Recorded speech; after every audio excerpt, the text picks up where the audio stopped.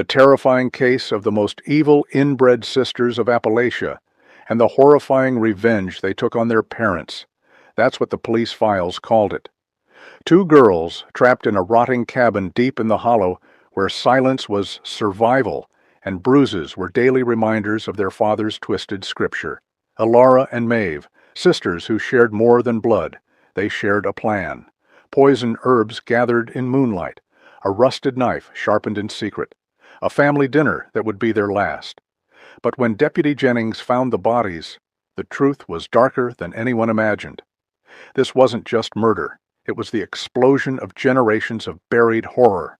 An entire mountain community had watched, had known, had chosen silence. The sisters confessed to everything. But in a place where family secrets run deeper than mountain roots, who were the real monsters, the children who killed, or the adults who let it happen? The summer heat pressed down on the hollow like a burial shroud, thick and suffocating, trapping the stench of rot and desperation in the narrow valley where the sun barely touched the forest floor. Flies buzzed in lazy circles around the sagging porch of the cabin, their drone the only sound besides the distant trickle of Sorrow Creek, which had run low and brown since the drought began in June. The cabin itself seemed to lean away from the world, its weathered boards gray as old bones, its windows dark and watchful as dead eyes. Here, in this forgotten pocket of the Appalachian Mountains, time moved differently, slower, heavier, like walking through molasses or a fever dream that never quite broke.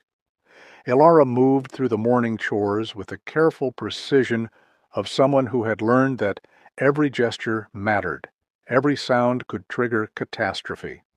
At 17, she carried herself like a woman twice her age, her shoulders curved inward as if protecting some vital organ from attack. Her dark hair hung lank against her pale face, and when she lifted the wooden bucket to draw water from the well, the sleeve of her threadbare dress slipped back to reveal finger-shaped bruises wrapped around her wrist like purple bracelets. She said nothing, made no sound, except for the soft splash of water and the creak of the rope. Speaking without permission was dangerous. Speaking at all was usually dangerous. 20 feet away, her sister Maeve attacked the vegetable garden with a fury that made the chickens scatter, her hoe striking the hard earth with vicious, rhythmic blows. At 15, Maeve had not yet learned her sister's art of invisibility. Where Elara moved like smoke, Maeve burned like a banked fire, her rage barely contained beneath a surface that grew thinner every day. Her red hair caught what little sunlight filtered through the canopy, and her green eyes held a wildness that made even their father pause sometimes. She worked bare-armed despite the heat, not caring who saw the fresh welts across her shoulders or the way her hands shook with suppressed violence. The carrots she yanked from the soil might have been necks, for all the satisfaction she took in their destruction. From the cabin's dark interior came the sound of heavy footsteps and the scrape of a chair against the floor. Both sisters froze, their bodies responding to that familiar threat before their minds could process it.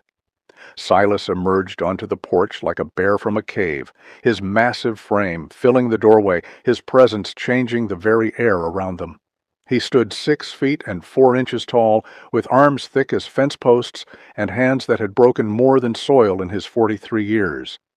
His black beard, streaked with premature gray, covered most of his face, but it could not hide the cruel set of his mouth or the cold intelligence in his pale blue eyes.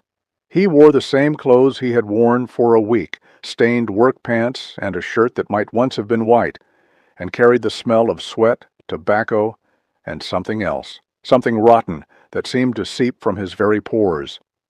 "Elara," he said, and his voice was soft, almost gentle, which made it infinitely more terrifying than if he had shouted. "Water's getting low in the kitchen bucket. Best see to it before your mama starts her cooking."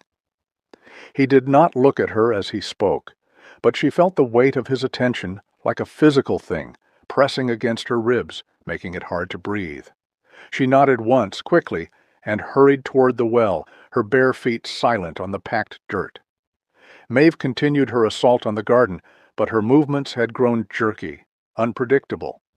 Silas watched her for a long moment, his head tilted slightly, like a predator studying prey. "That hoe's for weeding, girl, not for digging to China." His tone remained conversational, but there was something underneath it, a current of menace that made the hair on Maeve's arms stand up. She forced herself to slow down, to gentle her strokes, though every instinct screamed at her to swing the tool at something other than dirt. Inside the cabin, their mother Beatrice moved like a ghost through rooms that smelled of wood smoke and despair. At 37, she looked 20 years older, her brown hair gone gray at the temples, her once pretty face collapsed in on itself like a house left too long empty. She had learned long ago that the safest place to be was nowhere at all, and so she drifted through her days in a haze of careful numbness, speaking only when spoken to, moving only when movement was required.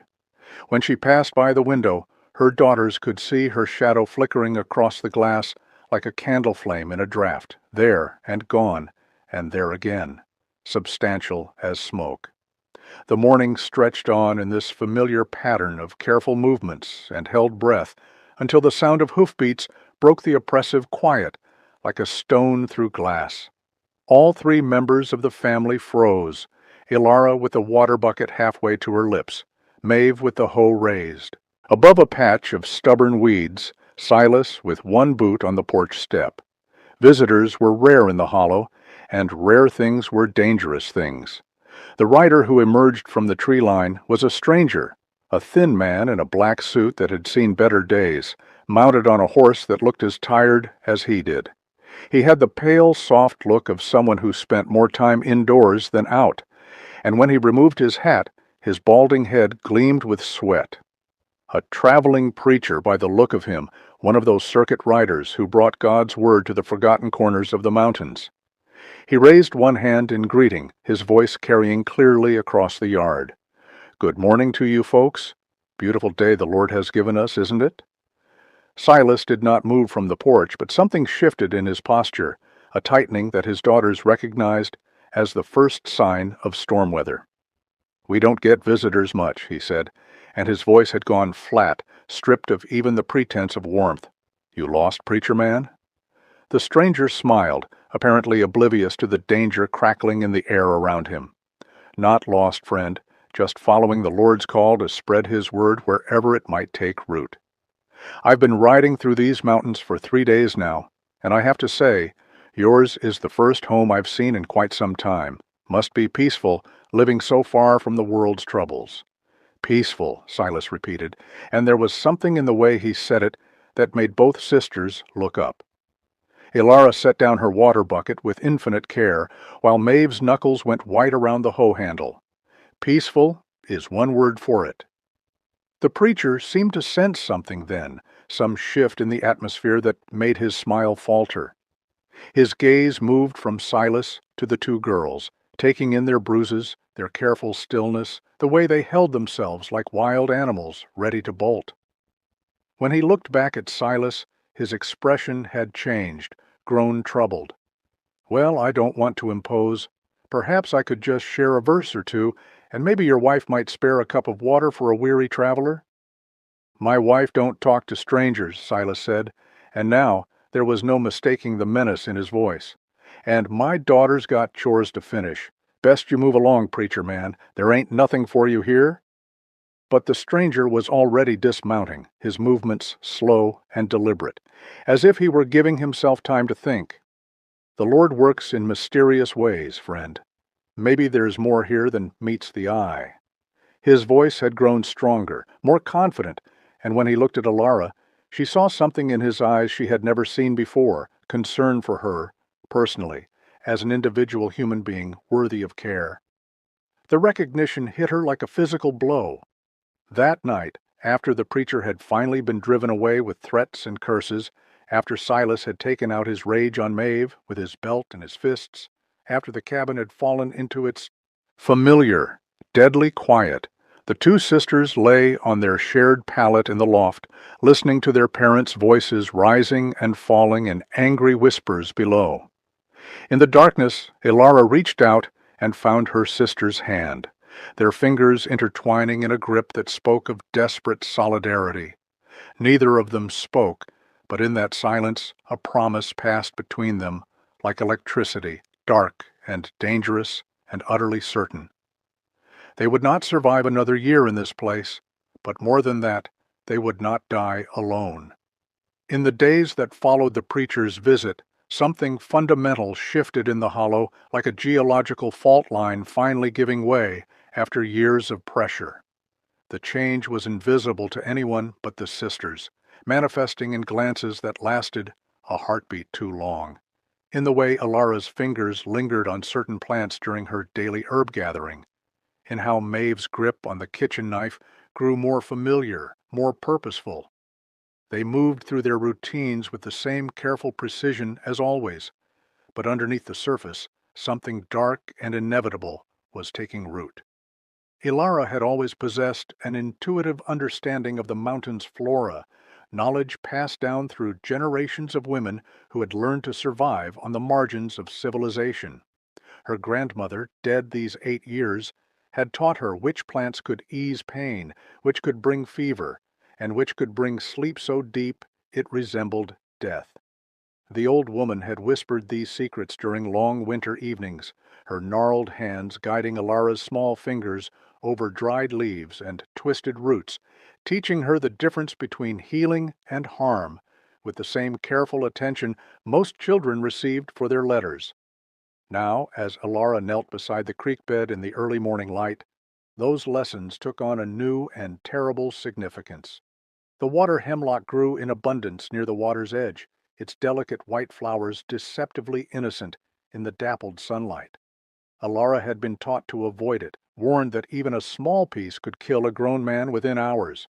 But as she knelt there, listening to the water trickle over stones worn smooth by centuries of current, she found herself studying the plant with new eyes.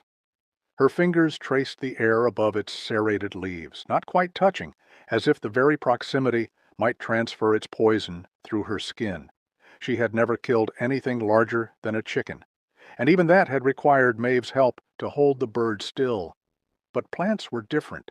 Plants were patient. Plants kept their secrets until the moment of revelation.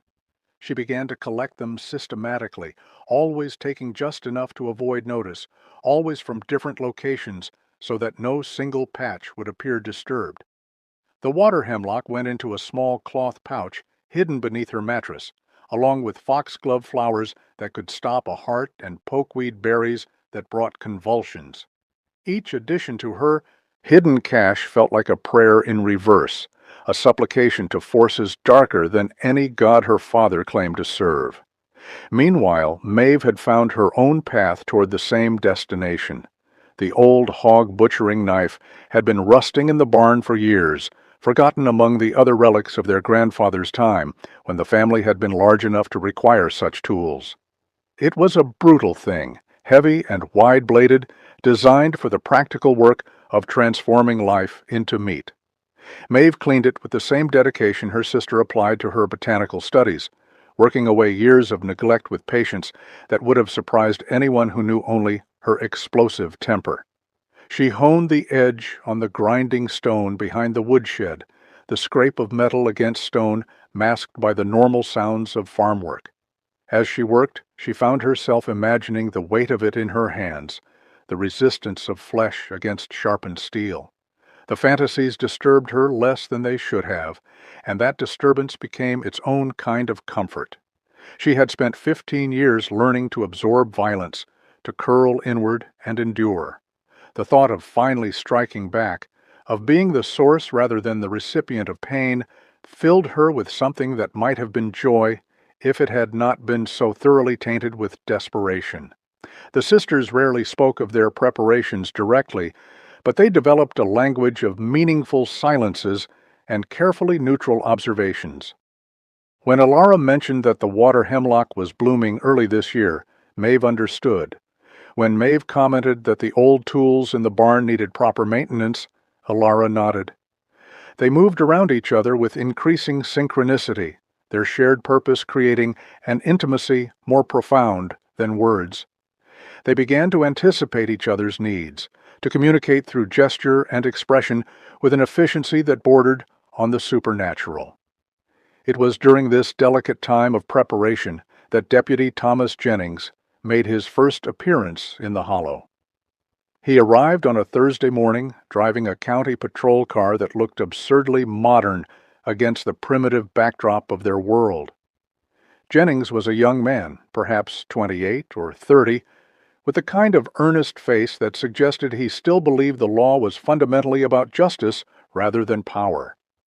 He had been investigating the disappearance of the traveling preacher, following a trail that had grown cold everywhere, except in the memory of an old woman who lived at the mouth of the hollow. Ida Mae Wilkins had been ancient when the sisters were children, and time seemed to have preserved her rather than aged her, like something pickled in brine.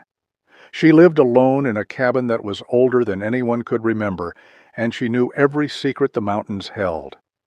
When Deputy Jennings knocked on her door, she answered with the wariness of someone who had learned to distrust authority in all its forms. But something about his genuine concern, his obvious frustration with the case, must have touched whatever remained of her conscience. She told him about the preacher's visit to the Hollow, about the family that lived up the ridge where normal people feared to go. She did not tell him everything. There were rules about such things, codes of silence that ran deeper than law, but she told him enough. When he pressed her for details, she simply handed him a cup of coffee gone bitter with chicory and watched him with eyes that held too much knowledge. "Some places," she said finally, "ain't meant for decent folks to go poking around. But sometimes decent folks got to poke anyway, or ain't nobody gonna sleep right again." She gave him directions up the ridge, though she warned him to be careful, to watch for signs that he might not be welcome. When he left, she stood in her doorway for a long time, watching the dust settle behind his car. The deputy's visit to the Hollow unfolded exactly as Alara had feared it might. Silas emerged from the cabin like an actor taking the stage, his brutality hidden beneath a performance of rustic hospitality that was masterful in its calculation. He spoke of the hard life in the mountains, of family privacy, and the way outsiders sometimes misunderstood the old ways. He deflected questions about the preacher with apparent confusion, suggested the man might have gotten lost in the maze of deer trails that crisscrossed the ridge.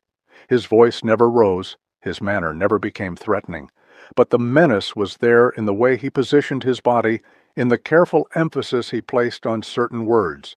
Deputy Jennings was not entirely fooled, but he was also not equipped to confront what he sensed without evidence. He saw the fear in the girl's eyes, noted their careful silence, observed the way they held themselves like creatures expecting violence. But sensing truth and proving it were different things, and Silas had been managing such encounters for years. When the deputy finally left, he carried with him a business card and a promise to return if he had more questions. He also carried the certainty that something terrible was happening in that cabin, and the frustrating knowledge that the law, for all its noble intentions, was not always sufficient to prevent tragedy. The sisters watched from the window as the patrol car disappeared down the ridge, and in that moment their separate preparations crystallized into shared resolve. They had seen the outside world, had glimpsed the possibility of rescue, and had watched it retreat beyond their reach.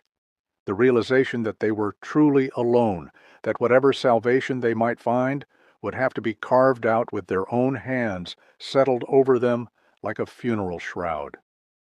That night, as they lay in their shared bed, listening to their parents' voices carry up through the floorboards, Ilara whispered the first direct words they had spoken about their plan. "Soon," she said, and Maeve's answering squeeze of her hand was all the confirmation either of them needed. The evening came with a stillness that felt like the world holding its breath.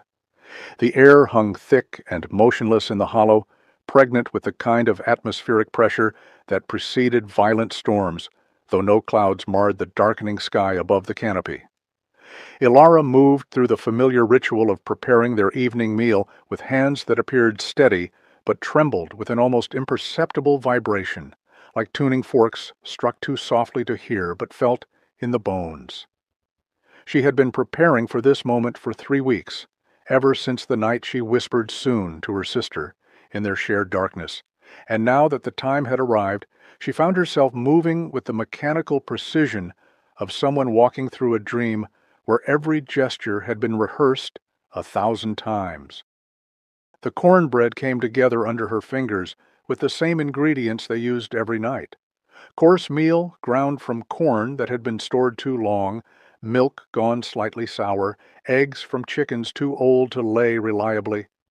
But tonight, as she mixed the batter in the cracked ceramic bowl that had belonged to her grandmother, she added something else.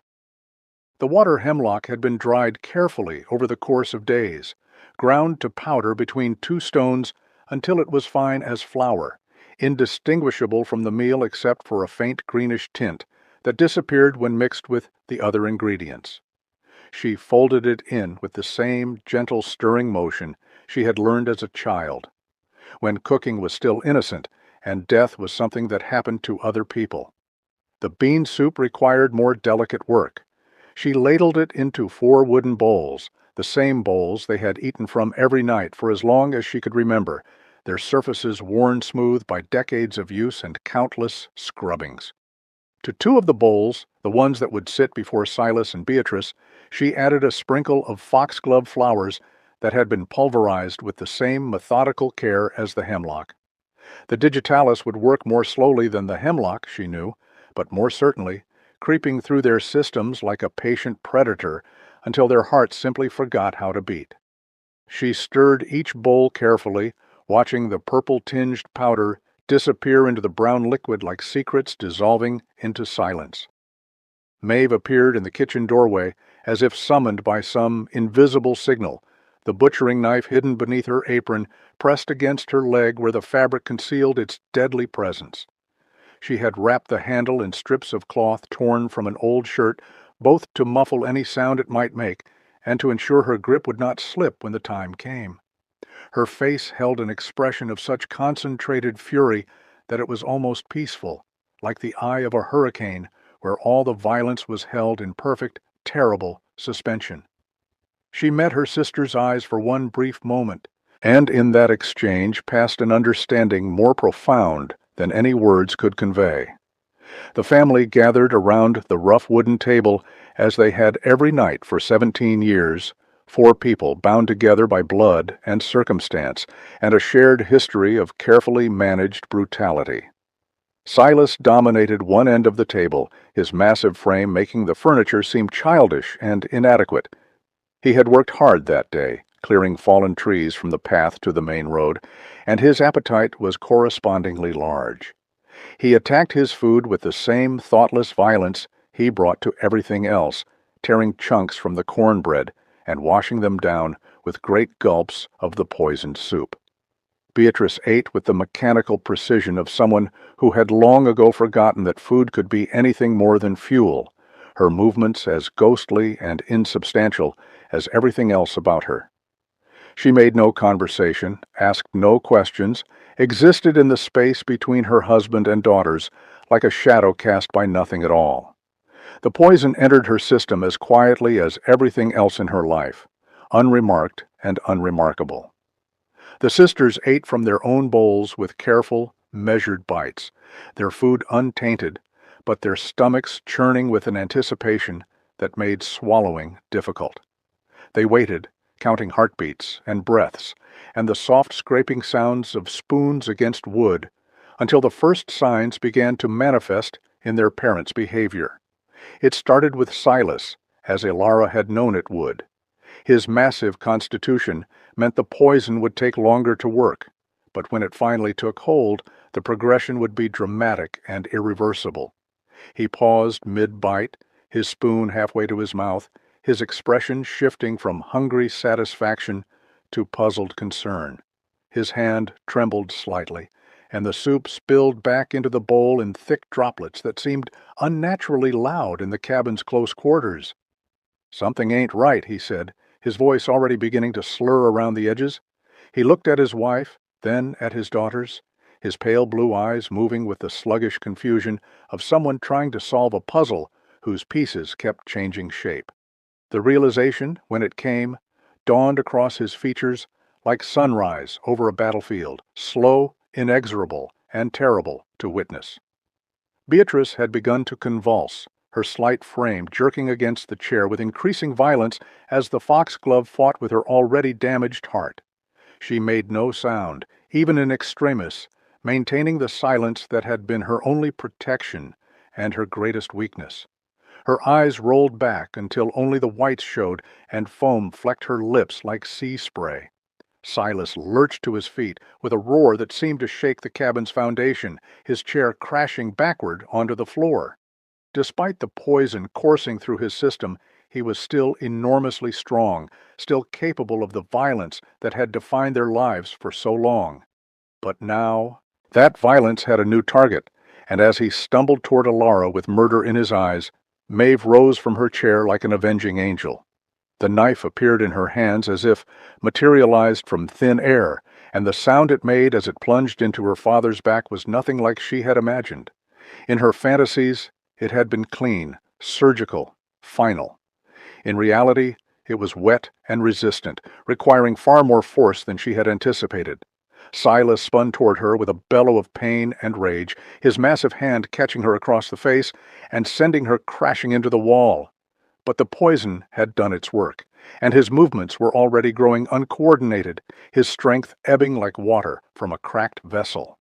What followed was not the clean execution the sisters had planned, but something far more primitive and desperate. Maeve attacked with the knife again and again, each blow driven by 15 years of suppressed rage and terror, while Alara grabbed a cast-iron skillet and brought it down on her father's skull with a sound like a melon dropped from a great height. Blood sprayed across the rough-hewn walls, pooled on the floor between the overturned chairs, soaked into the fabric of their clothes until they looked like participants in some ancient, barbaric ritual. When it was finally over, when the cabin fell silent except for the sound of their own ragged breathing, the sisters stood over the bodies of their parents like survivors of some natural disaster, unable to comprehend the magnitude of what they had witnessed and participated in. The triumph they had imagined, the sense of liberation and justice served, was nowhere to be found. In its place was only horror, only the terrible knowledge that they had crossed a line from which there could be no return. The silence of the hollow, which had once been oppressive in its emptiness, now seemed to echo with the screams of the dying, and both sisters knew with absolute certainty that they would hear those sounds for the rest of their lives. Deputy Thomas Jennings returned to the hollow 3 days later, but this time he came with purpose and legal authority that no amount of rustic charm could deflect. The warrant in his breast pocket felt like a talisman against the oppressive atmosphere that seemed to thicken around him as his patrol car climbed the winding dirt road toward the cabin. He had spent 72 sleepless hours investigating the preacher's disappearance, following leads that twisted through the mountain communities like kudzu vines choking out truth with their tangled complexity. Every conversation had ended the same way, with nervous glances and carefully neutral statements that revealed nothing while suggesting everything. The mountain folk had perfected the art of silence, turning it into a weapon more effective than any blade.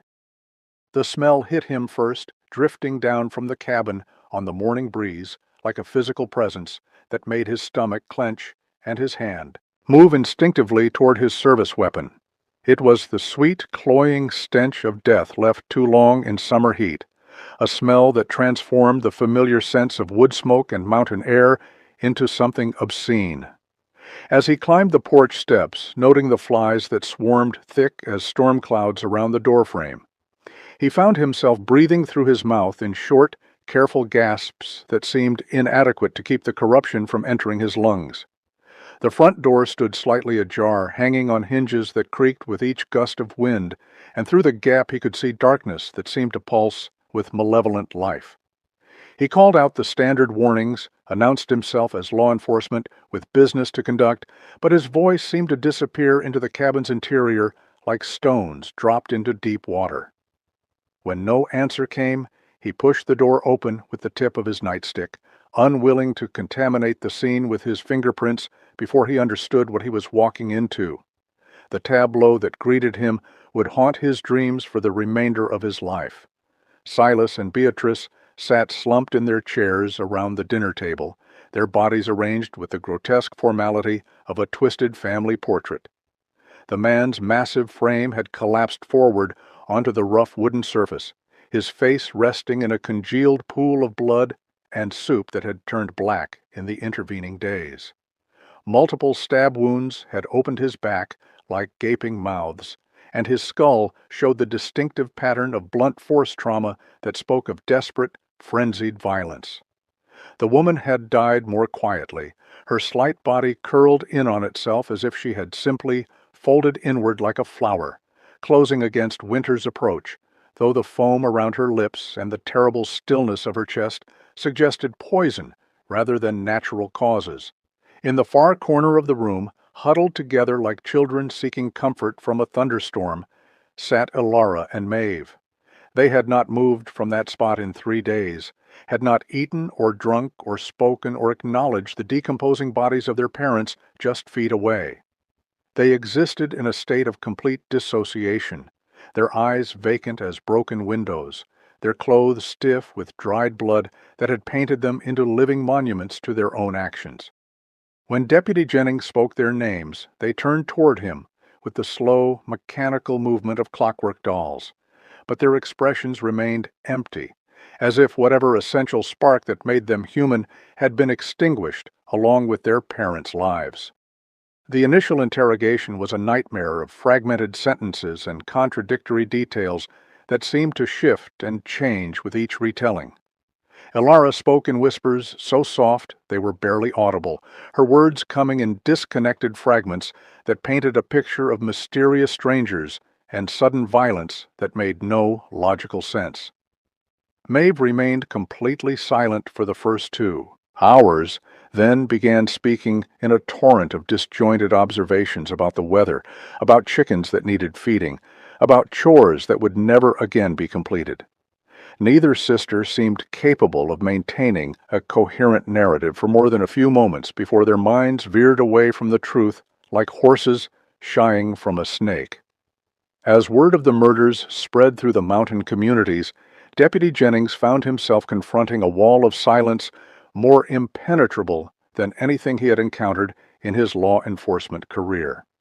The few neighbors who admitted to knowing the family spoke in vague generalities about the hard life in the hollow, about family troubles that were none of their business, about the way mountain folk preferred to handle their own problems without outside interference. But underneath their careful neutrality, he sensed something deeper and more disturbing, not surprise at the violence, but rather a kind of weary resignation, as if they had been expecting something like this for years. His investigation led him through a labyrinth of half-remembered stories and whispered rumors that painted a picture of generational dysfunction stretching back decades. He learned about cousins who had married cousins, about children born with deformities that were explained away as God's will, about previous disappearances that had been accepted without question by a community that valued silence above justice. The family's isolation had been both self-imposed and enforced by neighbors who found their presence an uncomfortable reminder of what happened when the old ways were taken to their logical extremes. The discovery of evidence came in pieces, scattered through the hollow like fragments of a shattered mirror that reflected only darkness. The blood-stained knife was found buried beneath a pile of rotting leaves 50 yards from the cabin, its blade still bearing traces of tissue that matched the wounds in Silas's back. The preacher's body turned up in a sinkhole nearly a mile away, his skull crushed and his body showing signs of having been dragged through the forest by persons unknown. Each new piece of physical evidence only deepened the mystery, creating more questions than answers and suggesting a level of premeditation and violence that seemed impossible to reconcile with the traumatized girls who sat in the county jail like broken dolls. The breaking point came during Elara's 4th interrogation, when the accumulated weight of guilt and trauma finally shattered whatever psychological barriers had been holding her together. It began with small cracks in her composure, a tremor in her voice when she spoke about her sister, tears that leaked from her eyes like water from a failing dam. Then, without warning, the words began pouring out of her in a torrent of pain and confession that transformed the sterile interrogation room into a confessional booth where the darkest secrets of the human soul were finally dragged into the light. She told him everything about the years of abuse, about the careful planning, about the poison and the knife, and the terrible moment when they realized what they had become. Her voice grew stronger as she spoke, as if the truth was a physical weight being lifted from her shoulders, and by the time she finished, she sat straighter in her chair than Deputy Jennings had ever seen her sit before. When Maeve learned of her sister's confession, she immediately demanded her own interrogation, insisting with desperate fervor that she alone was responsible, that Alara had only been trying to protect her, that justice demanded the innocent be spared while the guilty faced their punishment. The sisters' competing confessions, each attempting to shoulder the full burden of guilt to save the other, became the final heartbreaking chapter in a story that had no heroes, only victims creating more victims in an endless cycle of violence and despair. The trial of Alara and Maeve became a spectacle that drew spectators from counties away, transforming the sleepy courthouse in the valley town into a theater where the darkest secrets of mountain life were laid bare under the harsh light of legal scrutiny. For 6 weeks during the autumn of that terrible year, the sisters sat side by side at the defendant's table, their hands shackled but their backs straight, facing a packed courtroom filled with curious strangers and hollow-eyed neighbors who had traveled down from the ridges to witness the final act of a tragedy they had all helped to write through their collective silence. The prosecution painted them as cold-blooded killers who had planned and executed the murders of their parents with calculating precision, presenting the physical evidence, the knife, the poison, the premeditated nature of their actions as proof of malice, a forethought that demanded the full weight of justice. The prosecutor, a thin man with wire-rimmed spectacles, and the fervor of someone who believed absolutely in the clean distinctions between good and evil, spoke of the sanctity of family bonds and the fundamental wrongness of children who turned against those who had given them life. His closing argument rang through the courtroom like a church bell, calling for society to defend itself against the corruption that festered in the isolated places where civilization's light barely reached. But the defense attorney, an older woman who had driven up from the state capitol with a reputation for taking impossible cases, told a different story entirely. She called witness after witness, social workers who had tried and failed to investigate the hollow, teachers who had seen the sisters' bruises and been turned away from the school, even Ida Mae Wilkins, who testified in a voice barely above a whisper about the screams she had heard echoing across the ridges on certain nights when the wind was right. The defense painted a picture of systematic abuse so profound and long-standing that it had transformed 2 children into something else entirely, creatures driven beyond the boundaries of human endurance until violence became their only available language. The community found itself forced to confront truths it had spent generations avoiding, and the reaction split along lines that had nothing to do with guilt or innocence, and everything to do with the stories people told themselves about the nature of good and evil. Some saw the sisters as monsters who had violated the most fundamental laws of human decency, their actions so heinous that no amount of suffering could excuse them. Others saw them as victims who had been failed by every adult who should have protected them, their violence an inevitable consequence of a system that had abandoned them to predators who happened to share their blood. The jury deliberated for 18 hours across 3 days, and when they finally returned with their verdict, the courtroom held its breath like a congregation waiting for divine judgment. Guilty of murder in the 2nd degree, they declared, but with a recommendation for mercy that acknowledged the extraordinary circumstances that had shaped these young lives. The judge, a weathered man who had presided over mountain justice for 30 years, sentenced them each to 25 years to life, his voice heavy with the weight of decisions that had no right answers. In the years that followed, as the sisters adapted to the rhythms of prison life, Something unexpected began to emerge from the wreckage of their confessions and convictions.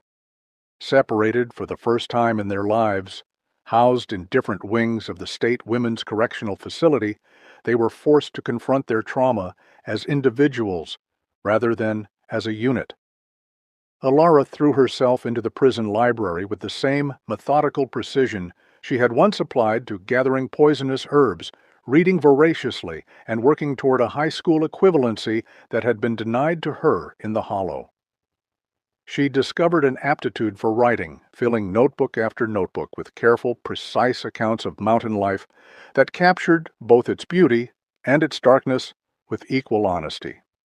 Maeve channeled her rage into physical labor, working in the prison laundry, and later in the vegetable gardens that supplied the facility's kitchen.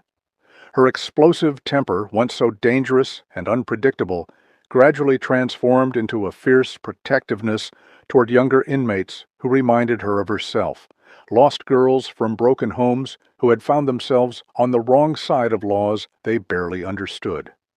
She became known for her quiet strength and her absolute refusal to tolerate bullying or predatory behavior from other prisoners, earning a reputation that kept the most dangerous women at a respectful distance.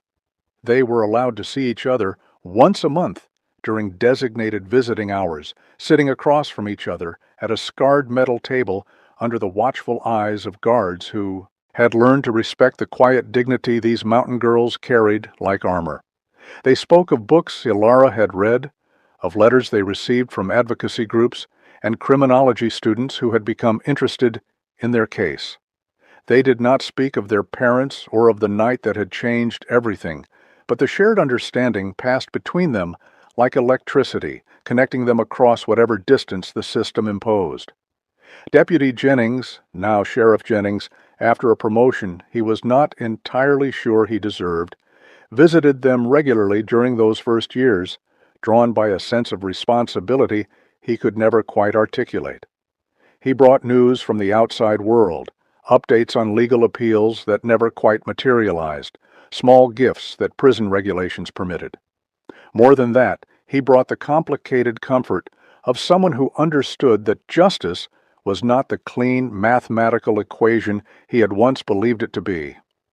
During those visits, sitting in the sterile visiting room, surrounded by the institutional sounds of clanging doors and distant conversations, he found himself changed by their presence in ways that his law enforcement training had never prepared him for.